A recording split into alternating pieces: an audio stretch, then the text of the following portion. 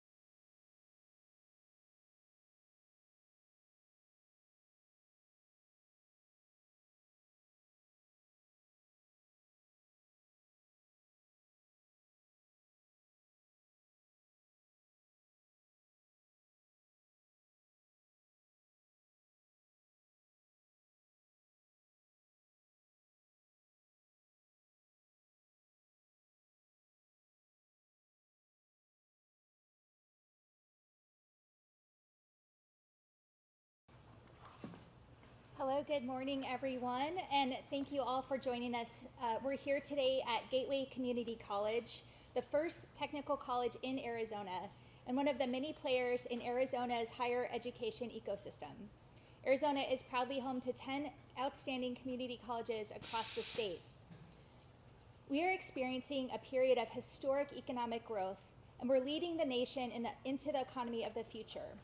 Part of this is fueled by the once-in-a-lifetime federal funding opportunities, but a lot of it is fueled by institutions across our state that drive innovation and workforce development. In Arizona, that includes each of our 10 community colleges. As a former faculty member at Paradise Valley Community College, I can tell you firsthand that community colleges serve an extremely unique role that can't be replicated. Students are increasingly turning to the more localized and often more tailored experience that community colleges offer. Our colleges are able to deliver quality programs to students to help them build the skills they need to get good paying jobs in their communities. As I've traveled the state visiting different institutions, and later today I'll be adding Eastern Arizona College to my list, the advantages of attending a community college have become more and more clear. I've also seen the massive opportunity we have to double down and fully leverage community colleges in every corner of Arizona. We're doing this with our Future 48 Workforce Accelerator program, which trains community college students in advanced manufacturing and to build EV, batteries, solar panels, semiconductors, and more. I'm excited about these projects that are focused on building the capacity to meet specific industry and workforce needs. I've heard from community college leaders, business and healthcare executives, and even students themselves that there is more we can do to simultaneously meet the needs of the labor market while helping Arizonans find their career path and support their families. So, after much collaboration and strategizing, today I am proud to announce that we are creating a new Arizona Community College Workforce Scholarship Program in partnership with our community colleges, aimed at fostering a skilled workforce tailored to the evolving demands of our state's economy. The great thing about our community colleges is that they each have a variety of specialties and focuses to offer that reflect their communities. We want to address the needs in high-wage, high-growth industries such as healthcare, early education, construction, and advanced manufacturing, and I'm confident this new scholarship will help us get where we need to be. The Community College Workforce Scholarship Program is projected to serve between 9,000 and 10,000 Arizona students, including working adults who are looking to upskill and reskill. That means thousands will have the opportunity to train for good-paying jobs that put food on their family's table, a roof over their head, and provide peace of mind knowing they have the skills to build a long-lasting career. Qualifying students will have at least a 2.0 GPA, be eligible for in-state tuition status, be enrolled in one of the identified programs, and must meet with their academic advisor to review their academic plan in progress. Arizona is one of the fastest growing states in the country, with more people, businesses, and corporations choosing to call our state home. We want to make sure that it's Arizonans who benefit from this and are able to take advantage of the high-wage jobs that come with this economic landscape. Education has the power to change lives. This scholarship, along with our many other ongoing workforce development efforts, will help Arizonans access good-paying jobs that will allow them to reach their full potential.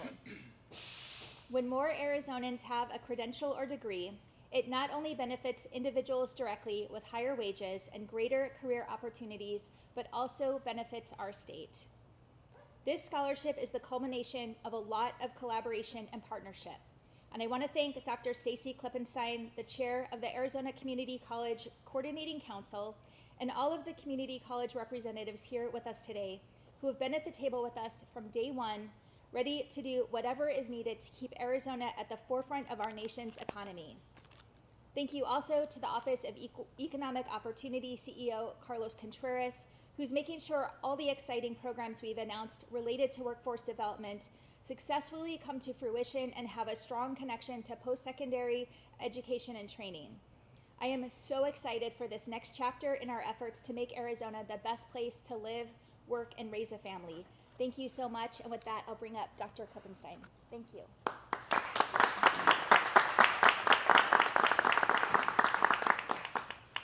On behalf of the Arizona Community College Coordinating Council, I would like to thank Governor Hobbs and her team for their visionary approach to work with all community colleges and offer this scholarship program aimed at strengthening Arizona's workforce.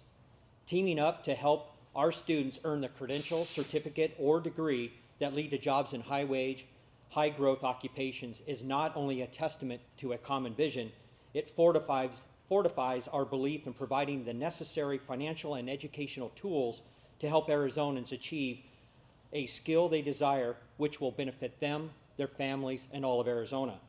With a focus on high-wage, high-growth industries such as advanced manufacturing, healthcare, IT, cybersecurity, construction trades, education, aerospace, and so much more, Arizona community colleges remain a workforce development engine of Arizona. Through strong educational relationships with our industry, business, and healthcare partners, and our local and state government, such as Governor Hobbs, we continue to build the appropriate and timely training programs to meet the local and state needs. Over 250,000 Arizonans enroll in one of our many training certificate and degree programs, and this scholarship program is aimed at helping many of these students continue their education and get across that finish line, skilled and ready to join the Arizona's workforce. It is our hope that this scholarship will be something we can continue in statute with other funding in the future. Thank you, Governor Hobbs, for your collaborative spirit and unwavering support of Arizona's community colleges and students we serve. It is my pleasure to invite the CEO of the Office of Economic Opportunity, Carlos Contreras. Well, good morning, everyone. Thank you, Stacy, for the introduction. We're very excited to be here today to talk about this new effort to continue Arizona's workforce development leadership. Thank you, Governor Hobbs, for your vision and your leadership in continuing to provide opportunities for all Arizonans to thrive in our booming economy. At the Office of Economic Opportunity, we're making sure that every Arizonan has access to workforce programs and resources that lead to good-paying jobs in high-growth industries. We all know that Arizona has seen immense growth in the last few years, which has greatly increased the demand of the labor market, a labor market that in Governor Hobbs' first year added 81,800 jobs, placing Arizona number 4th in the nation for growth. With all the new businesses moving and expanding here, workforce needs permeate all the sectors. The growth means more people will need a place to live, increased access to reliable and quality healthcare, and affordable childcare. That's why the scholarship program has a focus on high-wage, high-growth needs of the state, good-paying jobs with benefits and an opportunity for workers to advance, raise a family, buy a house, and build out a career. Arizona has growing needs across advanced manufacturing sectors like semiconductors, aerospace, and a growing green sector jobs like battery manufacturing. We also have a significant need in healthcare sector. We need more nurses, allied health professionals, behavioral health professionals, and techs, as well as in early education, cybersecurity, and all the other high growth and high wage jobs. Since most of these entry-level jobs are fed by the strong programs of our community colleges, the community colleges are well positioned to continue to play a critical role. Governor Hobbs recognizes the power that can be unlocked by investing in our community colleges. Community colleges play a huge role in shaping the future of nearly 250,000 Arizonans across the state and have become a popular route for many. Whether it's rural or urban, they're anchors in our community. Our community colleges are building collaborations with businesses to supply the skilled workforce required for emerging industries across the state. Community colleges move quickly, adapt, and meet the needs of local businesses and industries in their communities. An example, I have a personal example of this. When I was at Intel, I worked with Maricopa Community College to establish a First in the Nation AI Associate's degree program in less than 6 months. There are now over 110 community colleges in 36 states that are using the program that was developed here at Maricopa Community College. I would also argue that in large part of that strength of your workforce programs is a big reason why businesses continue to move to Arizona, expand, and grow. Our workforce development system creates skilled labor and attracts businesses to Arizona, which in turn creates more demand for jobs, for good-paying jobs and workforce programs. It is this perfect synergy that creates economic wealth for our citizens and our businesses. A perfect example is the over $100 billion in semiconductor investments that have come to the state. We're not just competing against other states, we're competing against globally against everybody else around the world. So I want to thank the community colleges that have made Arizona a great place for business to grow, expand or relocate, and a key part of our economic development strategy. And thrilled about the economic prospects this scholarship program will offer to 10,000 Arizona students, and I love to continue to hear the stories about the power of education and training and how it has changed their lives. So with that, it's now my pleasure to introduce a fellow Nogalense, Carla Morales from the Arizona Tech Council.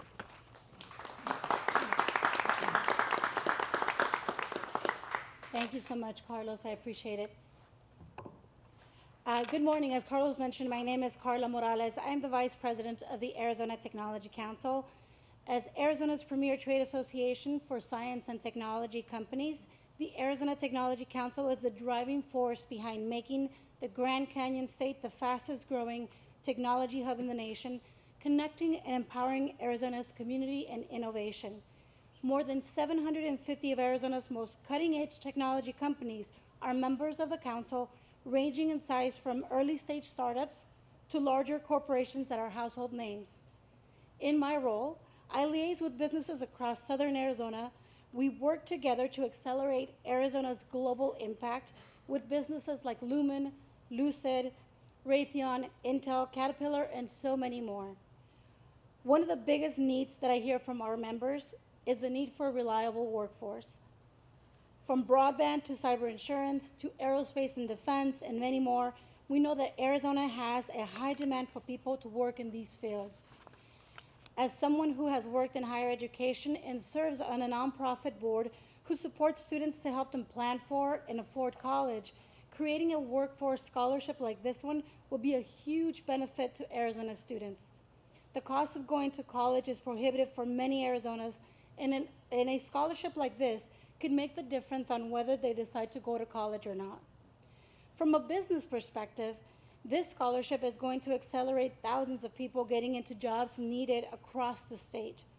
By providing this scholarship specifically tailored to high-wage, high-growth industries, the program addresses the skills gap by ensuring a pipeline of qualified workers in sectors where the growing demand for talent. This, in turn, benefits businesses within these industries by providing them with the skilled workforce to fuel their growth and innovation.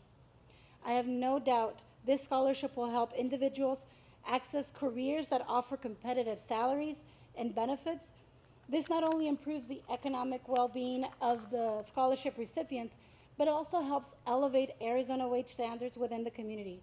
This scholarship will no doubt make a big difference for businesses in Arizona and for our students. As a proud member and alumni of the Pima Community College, I would like to say thank you to our governor and to the community colleges across the state for your leaderships on this effort. Thank you so much.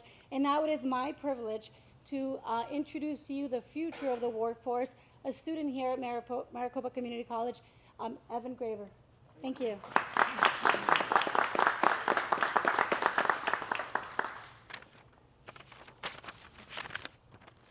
Hello, I am Evan Graber, and I am enrolled here at Gateway in the machining and welding program we have. Thank you, Governor Hobbs, for inviting me to be here today.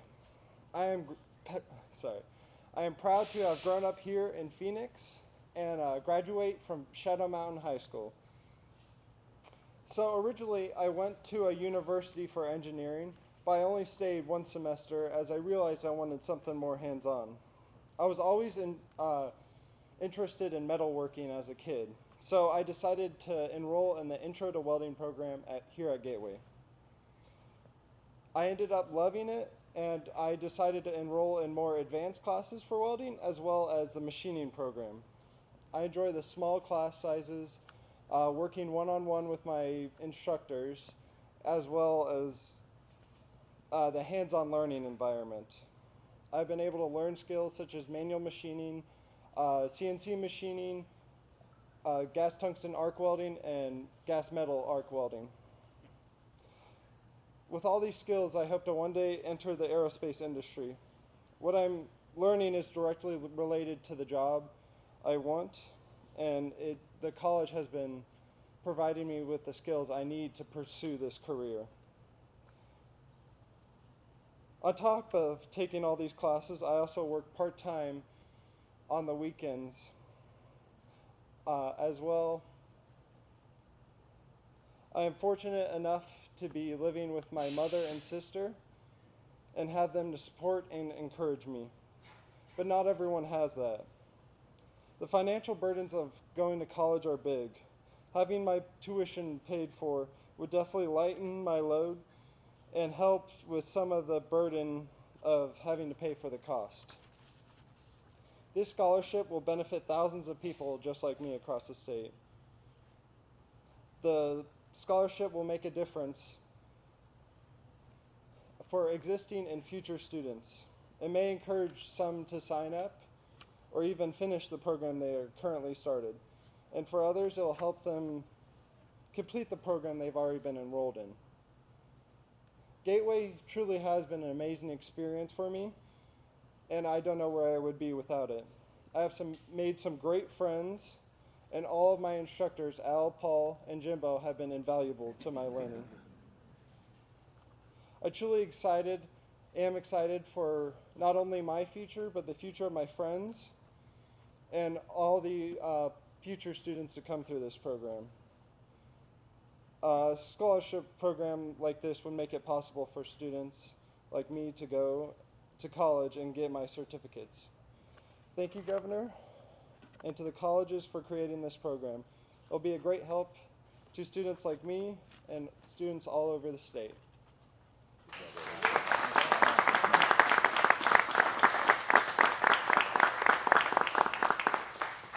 All right, if people have questions about this, I'd like to do those first. Does anybody have, there's nothing else going on, so I don't know what else we have. So someone ask Evan about all the classes he's taking, because I don't know what any of those things are. Find out if the student would be able to get out of his house if in fact there's more housing. No, never mind. We're working on that. Okay, so nobody has, What's the amount on the scholarship? we're gonna have a release later today that will have details like that. Is there, so we'll just, okay, Howie, you can start. Good morning, Governor. So it's obvious that even if the Senate next week passes the repeal of the 133603, there's going to be a gap in between June 8th and 91 days after the end of session. I know you've said, well, we've got your executive order plus Chris May's, but there are also calls out there for sheriffs who have independent authority to start making arrests. How do you keep sheriffs from marching into some abortion clinic and going ahead and leading out doctors in that nice perp walk in handcuffs? Well, this repeal shouldn't have taken this long if it indeed does happen next week in the Senate. I've been calling for this since the Dobbs decision in 2022. This result that we're seeing right now is exactly what we said would happen. And they should have repealed it a long time ago, so we wouldn't be in this position. Unfortunately, it's not possible to get this repeal enacted right away. And so there might be a gap between when the repeal takes effect and when the law is in effect. So, I'm hopeful that the courts would see this as a compelling reason to keep the stay in place. But there's no guarantee, and that's why I issued my executive order to protect as much as possible women and doctors from prosecution from overzealous prosecutors. So you're depending, the ultimate fallback is asking the same justices who concluded the 1864 law enforceable to extend their stay sometime into August. The justices didn't issue the stay, it's from the lower court, and this will be back in lower courts. Understood. So are you going to be filing some paperwork?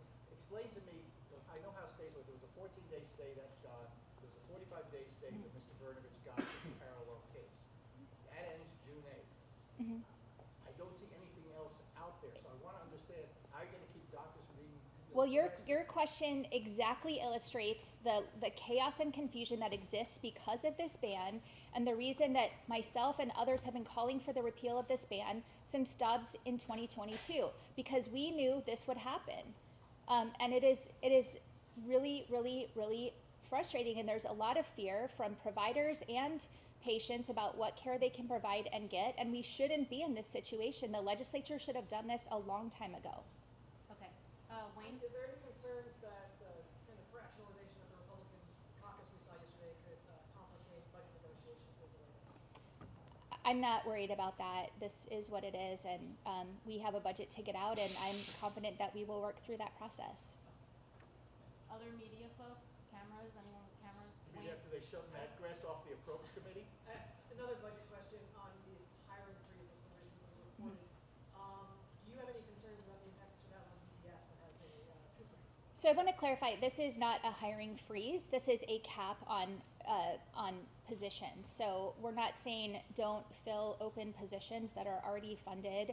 And we have been discussing this with DPS. We want to ensure that there's, first of all, hiring freezes, layoffs, pay cuts, those are not on the table right now. We just want to have all the tools possible to make sure we're in a budget situation with a deficit, and we need to fix that. So we want to have all the information we can to where we can be more efficient. And so should not be taken as an indication of this is the direction we're going. We just want to have the information from the agencies. Any thoughts on a certain indictment of 11 people, a former New York City mayor, a former presidential chief of staff? You know, as Secretary of State, I oversaw many free, fair, and secure elections in 2020. And these folks tried to undermine those elections. They tried to undo the will of the voters of the state of Arizona. And no one's above the law. And this shows that people can be held accountable. And I look forward to seeing it play out in the courts. I'll let that process play out in the court. It is alleged. They didn't do it. You don't know they did it. I mean, They're they were alleged publicly about it. bragging about it. They signed a document. So yeah. KJR back there. Could you speak on the recent decision to veto the bill regarding squatters, home squatting? This was the I think it was Wendy Rogers bill that would expedite the process, having police come. We already have really strong trespassing laws in place, and those really address the issues that this bill was trying to get to. Let me ask one other veto. We know you vetoed a lot of bills dealing with transgender rights. Appreciate that. There was a bill last year on bathrooms and everything else. We're now down to the question of showering. I don't know about you. I didn't even like showering with guys when I was back in high school. It would seem like if there's a line to be drawn, would you want your daughter to have had the possibility of showering with an adult male in high school? I mean, it seems like at some point, you talk about transgender rights, but there's also the rights of the infected girls. So where's the line? You know, all of these issues around transgender students and trying to go after them, this is coming from politicians who are trying to attack vulnerable people in our communities. And Kavanaugh himself, the sponsor of the bill, said that he was trying to tweak around the edges. He expected a veto. This was almost exactly what he sent last year. This wasn't a surprise.